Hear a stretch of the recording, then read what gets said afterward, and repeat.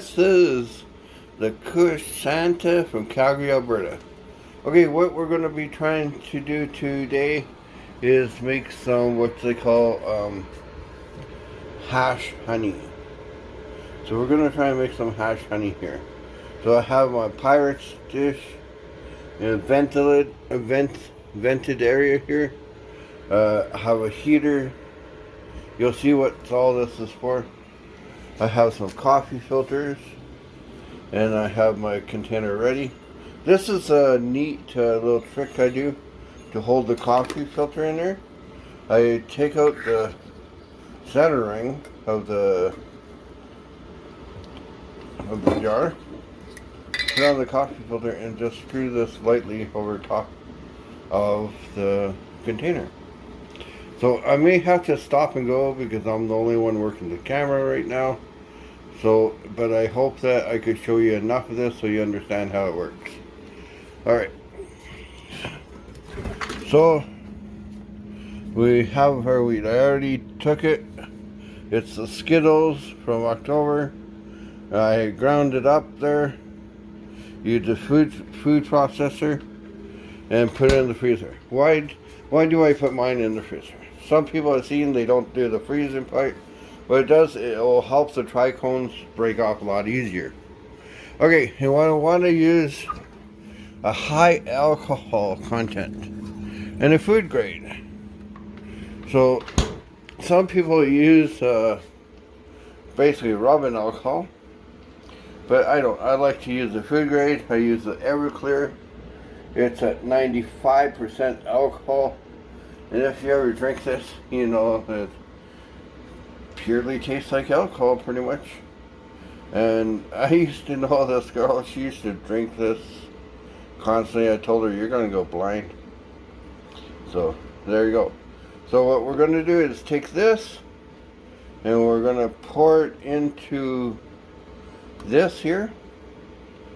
And then what I'm going to do is shake it a bit and mix it a bit so the trichomes will break off into the alcohol. Then we're going to take that and filter it into this. Alright, I think I got this set up. So what we're going to do is take this, we're going to open this up, we're going to take our alcohol, which this here has been in the freezer for 24 hours. This here has been in the freezer for about 3 hours. And what you're going to do is just fill it up enough that you're going to cover all the weed and maybe a little bit more. Hopefully I have enough of this. I'm pretty sure I do. Just so you see a little bit top or until you used it all up. Just until you used it all up. There you go. Actually, I kind of wish I had a little bit more. Alright, so I'm going to take a knife, kind of stir it up a bit. This will do. It'll break up the trichomes, get it into the alcohol. And you don't want to do this, agitate it too terribly much, because you don't want it looking green. Go in a nice honey color. So that's why I freeze it, because it's going to make the trichomes come off a lot easier.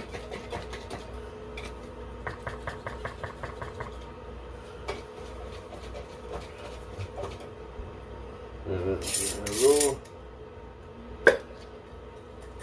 break it up. I'm going to pour it into here, and it will start to drip.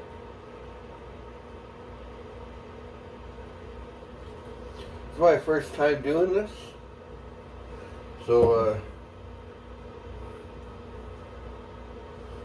just have to sit, watch me through it.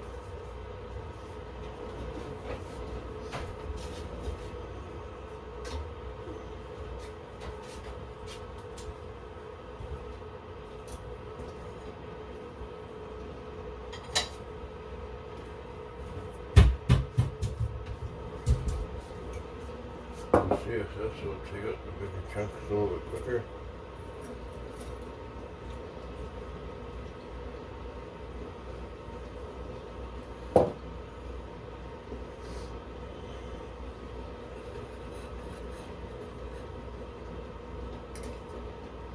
It's going to be a nice honey color.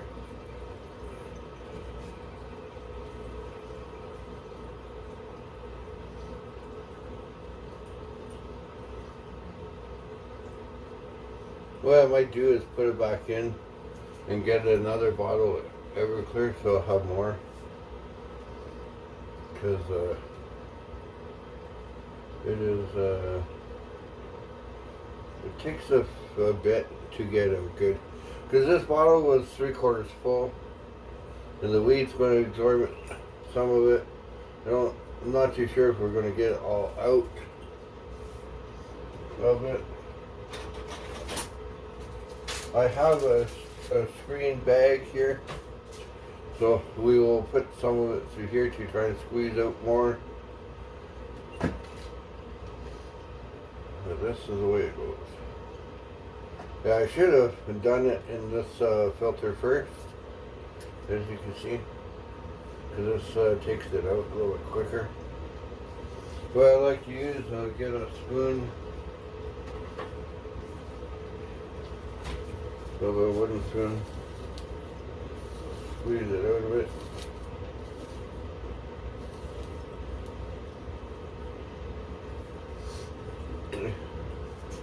A little bit green. Once we filter it, it should come up a little bit better. Take it in a little bowl. Take this bag. This is how you squeeze out the last bit there. Take that there. And the bottom. Always have something to catch so you don't lose the product.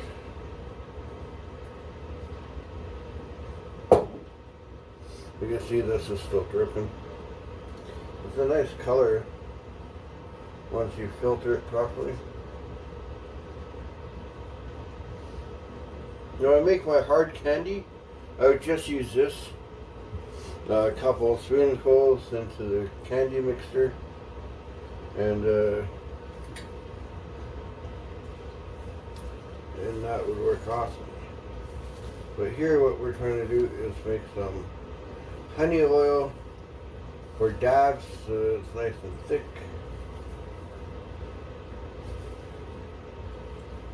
I'm hoping you can see this. Trying to make that down.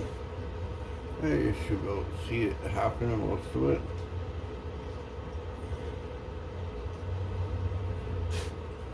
Put this off to the side.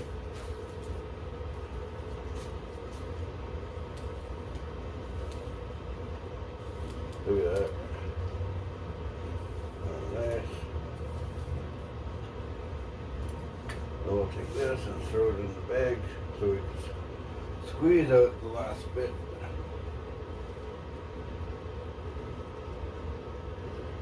Oh yeah, nicely done. Take this.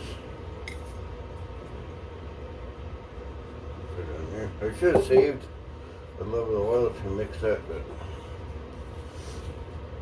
it's alright.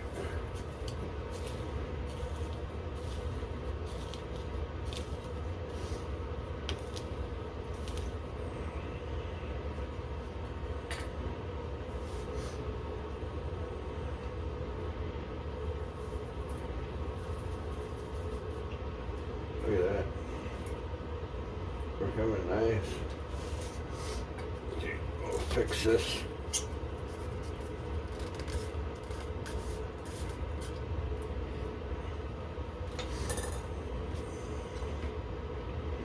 It's all just clogged.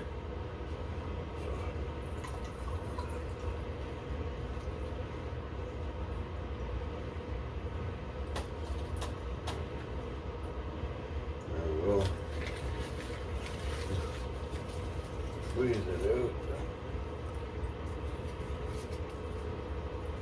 That's all goodness. goodness in there.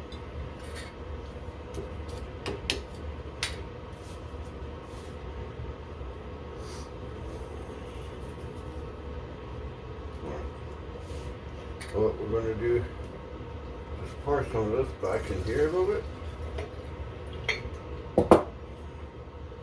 And we're going to stir it up so we'll get all the trichomes that are sticking in here. Right here.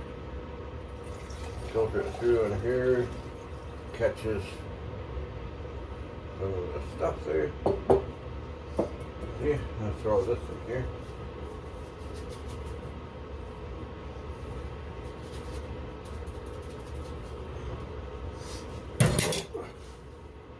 Now we're going to take this.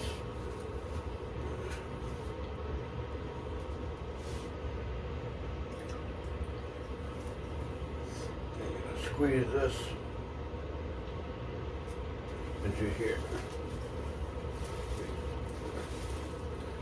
Squeeze it out. I can use gloves, but I wash my hands with hydro soap, like soap that surgeons use before they go in an operation. So, and it sanitizes my hands. My hands are probably cleaner than gloves. Okay, look at that. And squeeze all that out. It's like milking a teddy here. But I don't think anyone would want to grab their kitties as hard as this. There you go. That's squeezed out. Well, let it sit here because some of it will drip out. So now, we go back to that stage there, where I take a filter. Here's a coffee filter. You can use bleached or unbleached. It doesn't matter. Put it back in here. Alright. Take the lid.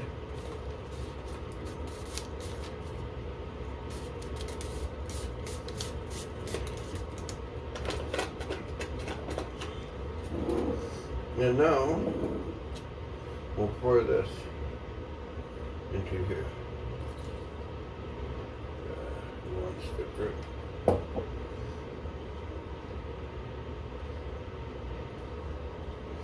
I hate it because when you pour out cups and stuff, it always wants to run down and you lose a little bit. This is the longest stage of it.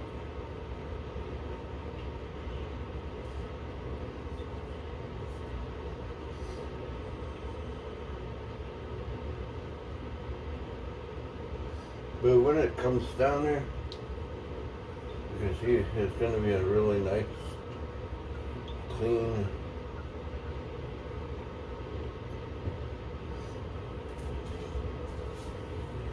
clean.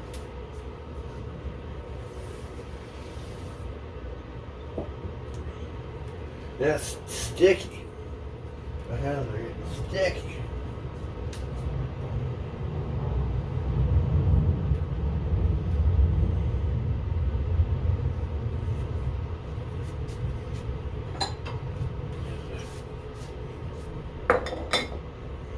So if I spill some, we can catch it. There, hopefully you can see nice.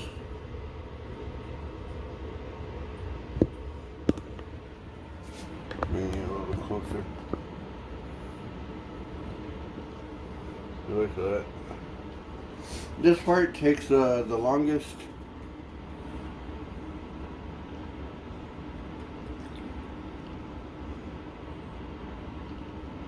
And there, now at least it caught it in the bowl.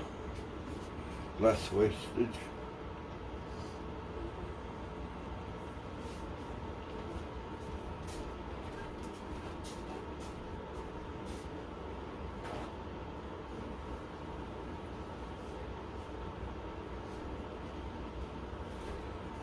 So like I said, you could take this mixture and make candies, hard candies with it, gummies if you wish. Put it into other things that you want to make. This is basically tincture. But what we're going to do afterwards, take that tincture, put it in the Prerex container I have over there, and we're going to evaporate all the alcohol out of it. So all what's left is the honey oil from the cannabis. Okay?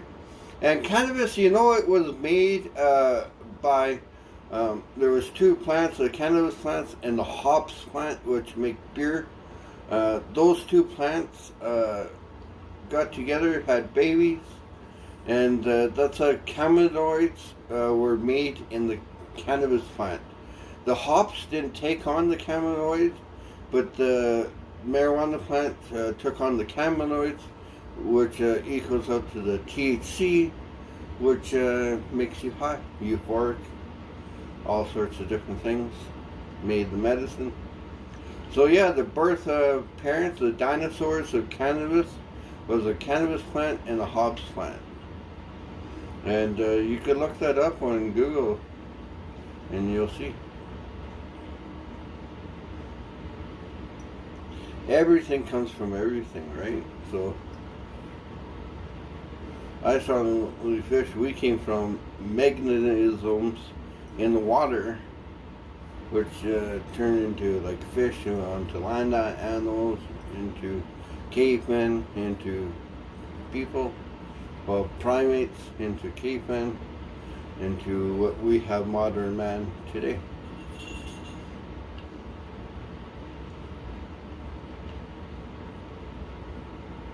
So there you go. So I'm going to pause this video right now, and maybe we'll speed it up and get to the other end of it. Where did the cannabis we know today come from? Its wild beginnings remain unknown, but by looking at the plant's genes, we can identify its closest living relative. Hops, which we use for beer, is the closest existing species to cannabis.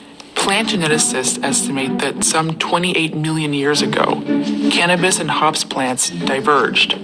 Today, cannabis contains special compounds called cannabinoids, molecules like THC, which can make someone high, and CBD. And we know that the cannabinoids appeared in cannabis, but hops does not have them. Which means that cannabinoids appeared after cannabis split from hops.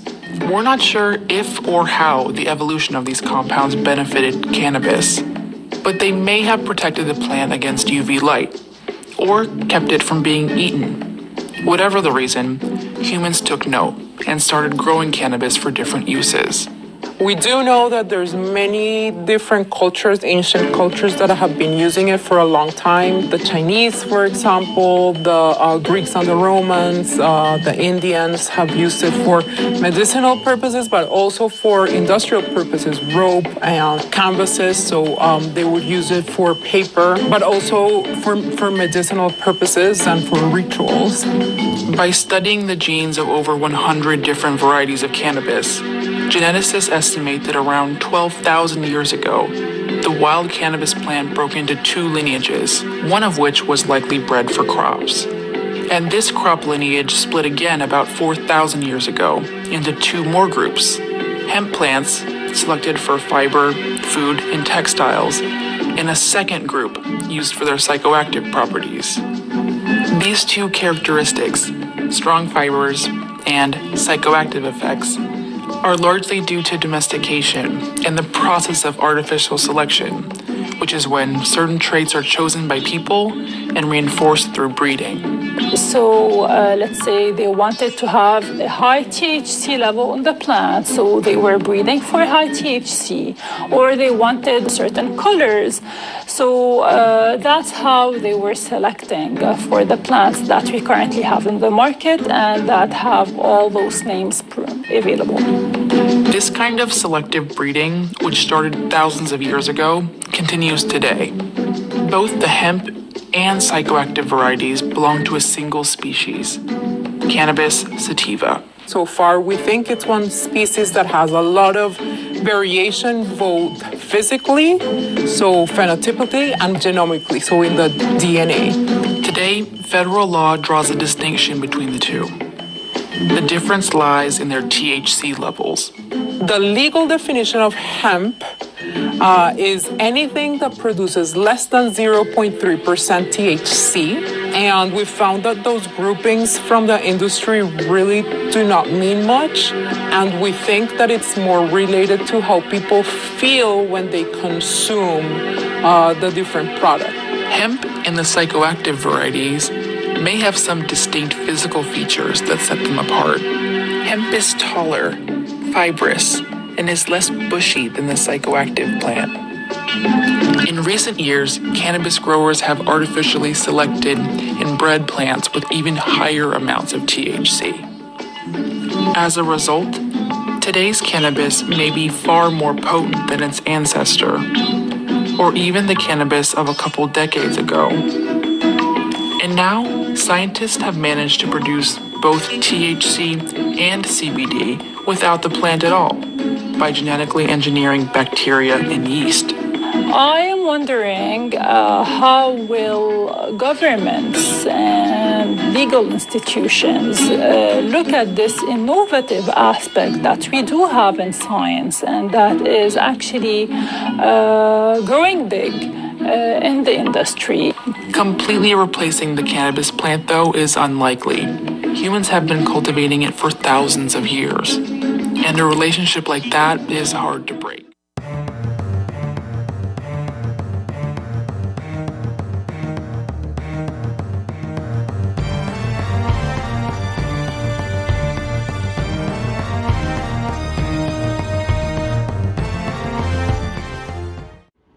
Alright, well, it's been dripping for quite a while there. I didn't say this was a fast process, but it is a process. So, try to get this to last a little bit, to drip out a little bit quicker. Stir it a little bit. The filter is probably pretty clogged, so I'm thinking I'm going to change the filter and see if we can get the last little bit to come out quicker.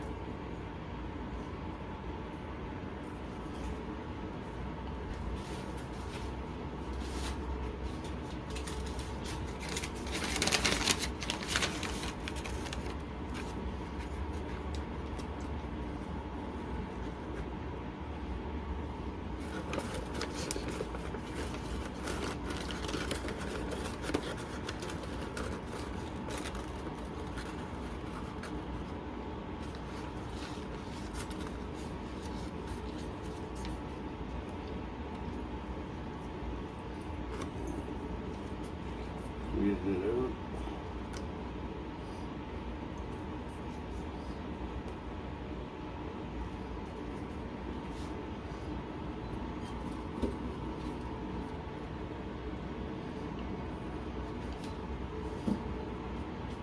And now it will drip a little bit quicker in the last little bit.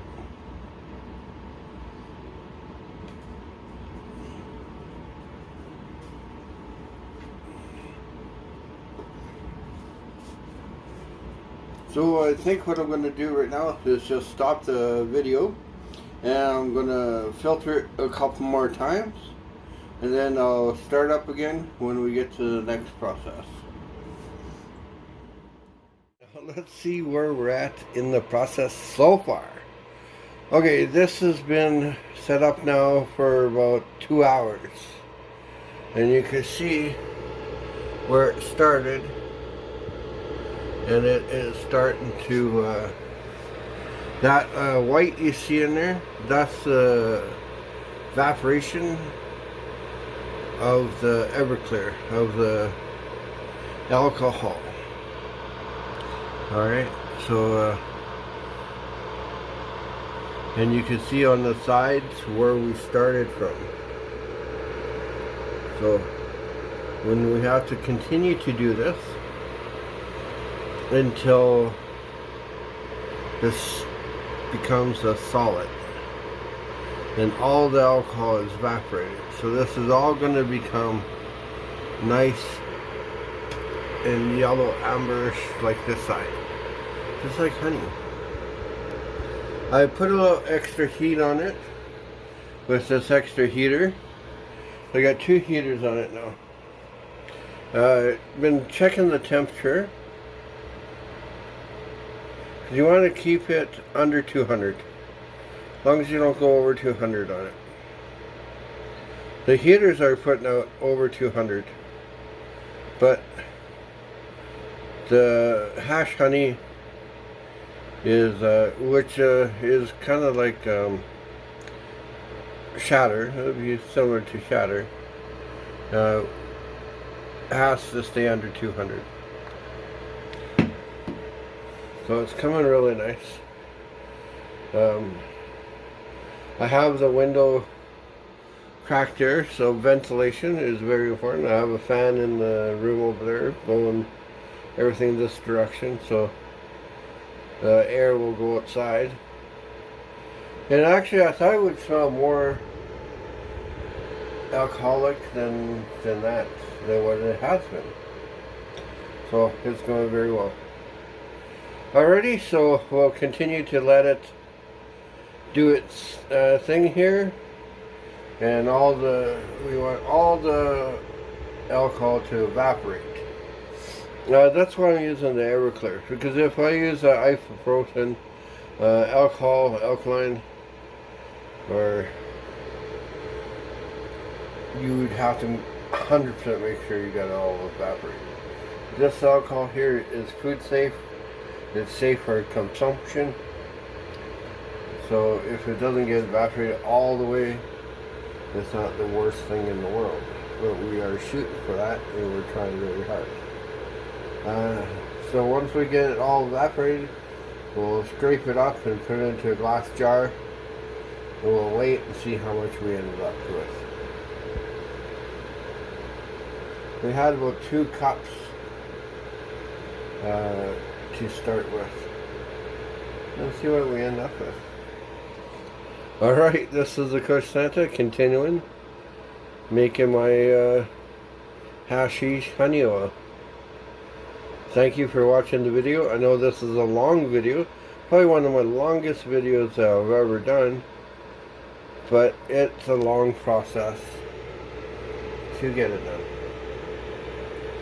Alrighty, so take it easy, and we'll see you in a little while. Thank you.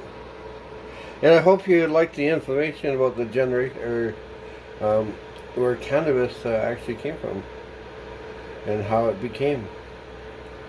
So, awesome. Alright, talk to you later. This is the Kush Santa. Going. Alright, 7 hours later, and we are done. Look how nice that looks. You can see it looks nice. Beautiful color. I like some of it on the side there. It's nice, it's thick. Just like syrup or honey in there. It's beautiful. This here, you could take it, put it on the inside of your paper when you roll a joint. Could do a dab with it. You could take more Keith and you mix it with Keith and press your Keith into hash. You know, and you got even stronger hash. There's lots you could do with it. Well, thank you for watching this video. If you watched right to the end, God bless you, and I appreciate all the support. This is Kush Santa with making cannabis honey oil the safe way, by not using butane and not blowing up my house. And it looks awesome. What I'll do, this is a pan, has some extra residue in it. I'll take a blade and scrape that out, and then probably mix it in with my weed and roll it in the joint. This here will basically be like shatter. So there we go. All right, thank you very much.